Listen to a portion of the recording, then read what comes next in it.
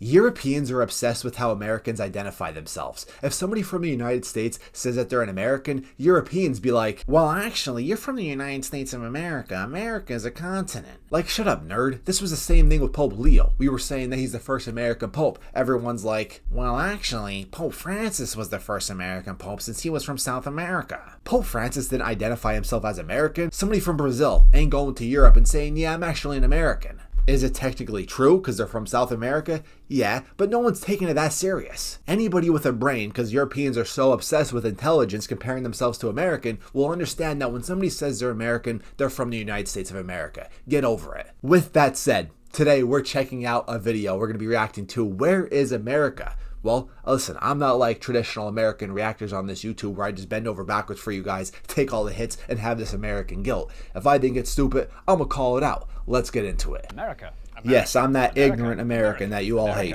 Americas. Americans. Americanos. American. Americano. Amerigo-round. Amerigo Vespucci. And Italian. Welcome to Map Men. We're the men, and here's the map. Map Men, Map Men, Map, Map, Map Men. Map Men. The United States of America is a 5-word country. States, United, the, and of are all self-explanatory, but the America part makes a lot less sense than you might think. As we all know, America was discovered by Christopher Columbus in 1492. And discovered is the right word because there definitely weren't people living there already. And it was definitely him who discovered it, not the those people Chinese came from the land bridge from Asia. The China theory is heavily debated. And it was definitely the United States of America he discovered in 1492, not some Caribbean islands. Good to be clear. But although Columbus had reached a new world, he never reached the realization he'd reached it.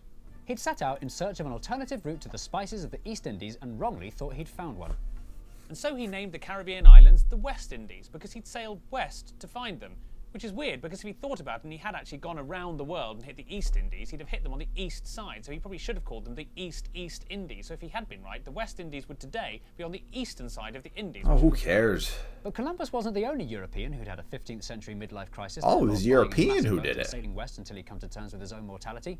Just 1 year after Columbus first reached the South American mainland, Italian explorer Amerigo Vespucci got there second. But the crucial difference between Vespucci and Chris, as people in the voyaging business referred to him, is Vespucci did know he'd reached a brand new continent, and word soon spread of an exciting new world.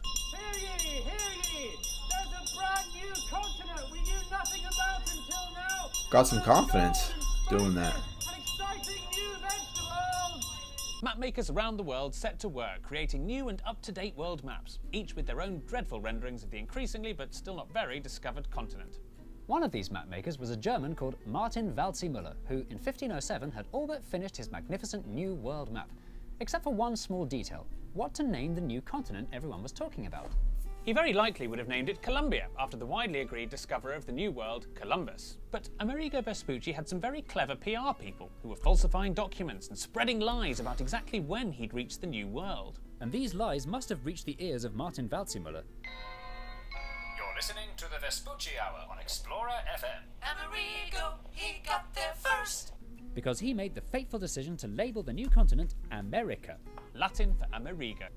Waldseemüller published his map complete with an unnecessarily long Latin title. Complete map following of Ptolemy, the tradition, and of Amerigo Vespucci, of others, also the illustrations. If you zoom into his map and look carefully, you can see the little word America in what we now call modern-day Brazil. It was the first time that made-up word had been used anywhere by anyone ever. Nobody knows why Martin named it after Amerigo's fairly common first name rather than the Vespucci part. It's a bit like if I discovered a continent and they named it Markland instead of the more enticing sounding Cooper World Jonesania. One part of the New World that Martin clearly didn't give much thought to was this bit up here, which he drew super small and super inaccurate. So it may surprise you to learn the inhabitants of this area were the people who, centuries later, cared the most about this map. Fast forward 500 years to the 90s. Throughout the 90s, the United States tried desperately to get their hands on Waldseemüller's map.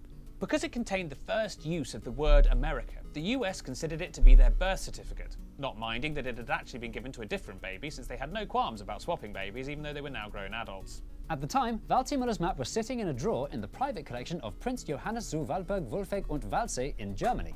They wanted it so much they paid $10 million for it, making Waldseemüller's map by far the most expensive map in history.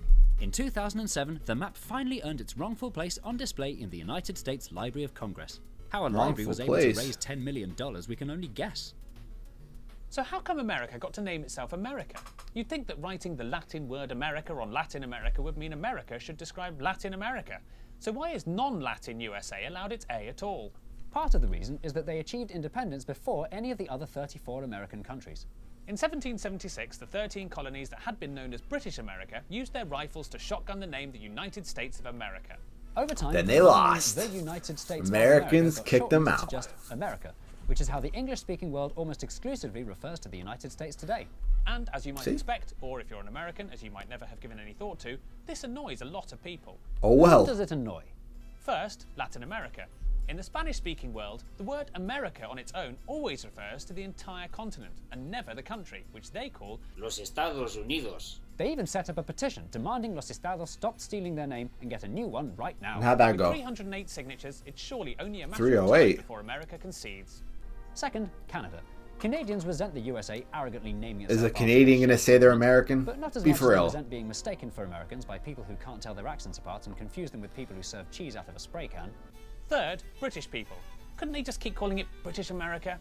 It had such a nice ring to it. Go for it. You shouldn't have blown a 13 colony Fourth, lead. Chris Columbus. If the Americans do insist on naming their continent after a European explorer, Columbus, lest we forget, was actually there before Amerigo Vespucci. As it is, Columbus had to settle for the US capital, a province of Canada, another country, countless other towns and cities, and a national holiday. Poor guy. And lastly, Amerigo Vespucci himself, who died never knowing these new lands were to bear his name in so many confusing and overlapping ways. So, if the United States of Americans did want to change their name, what on earth could they change it to? Any attempt at a rebrand would come with its own controversy, and of course it's hard to imagine patriotic Americans ever actually voting to be The called anything best else. country ever. Even though it The appears that strongest US country Library of ever. Congress That's what we spent could be $10 called. million on a map that suggests its country gave itself the wrong name, it looks like the USA of America will go on calling itself America for many years to come. Classic America. Yes, sir. Folks, I'm going to keep calling myself an American. And if somebody from Brazil wants to call themselves an American, go for it. I don't care. It doesn't annoy me. It's not on my mind like it's on Europeans' minds all the time. I just feel like Americans are always on Europeans' minds. It is what it is. Make sure to leave a like, comment down below your thoughts. I'm here for them. And subscribe. Go ahead and subscribe. Get me to 1,000 subscribers. I'm out, guys. Peace.